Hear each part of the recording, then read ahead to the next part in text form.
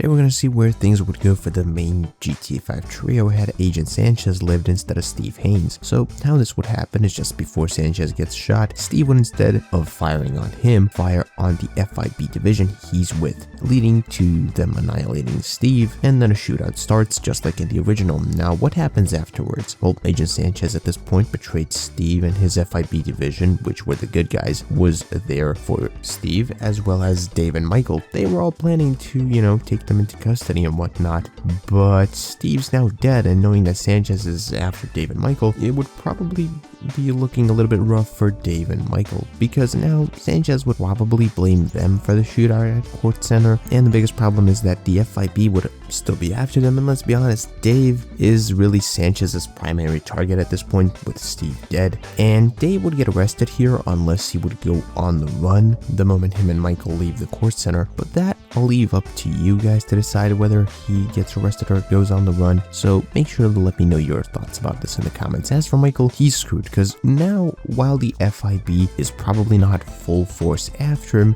they'd go for him sooner or later. With Dave being either in jail or on the run, he can't really protect Michael from the law, and Steve's dead, so he can't just, blackmail Michael into working for him in order to keep his freedom. So Michael, under the threat of the feds going after him or Davey ratting him out, would say that the big one is off the table to the rest of the gang, and he'd get his family and they'd sell the house and leave, possibly even out of the United States entirely. Now, what about the rest of the gang? Well, Sanchez still knows a lot about them, and I think it's possible that the feds would go after Trevor, considering that he's fucked with them, the IA, and Merriweather on more than one occasion. And because I always kind of end up canceling the big one in this reality, the gang would take Lamar with them and just go absolutely balls to the walls on the big one, while they still have a little bit of time left before they all go to jail. And I imagine their thought process would be something like, if they don't pull this job off anyway and have enough money to disappear, they're fucked anyway. And the moment the UD heist is complete, Trevor, Lester, and Franklin would all go on the run. Who knows, maybe someone would end up close to Michael. So remember how I said Lamar robbed the UD with them because they needed an extra crew member, someone they could kinda trust? Yeah, well, now he's also rich, but he's still got a problem on his hands. The reason I say that is because Stretch is still out there, and sadly, because it was Franklin and the gang who decided that Stretch is a problem in the original and that they need to get rid of him, Lamar wasn't really fully set on killing him. And then one night, because the final mission never happened the way it did,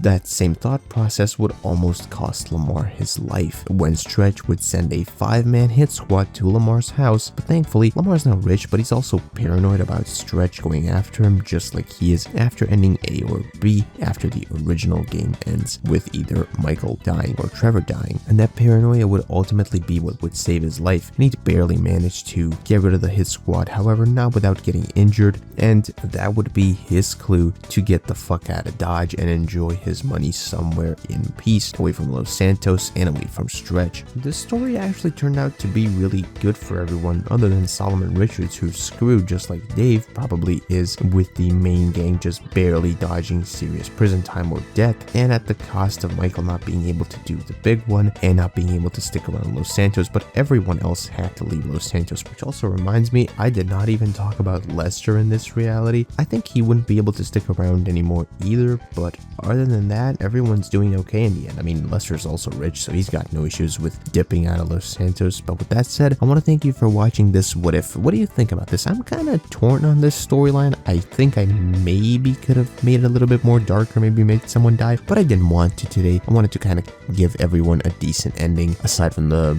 bad guys, I guess, because Steve's dead. But of course, leave your thoughts and opinions on this What If in the comments down below. Until next video or stream, bye bye.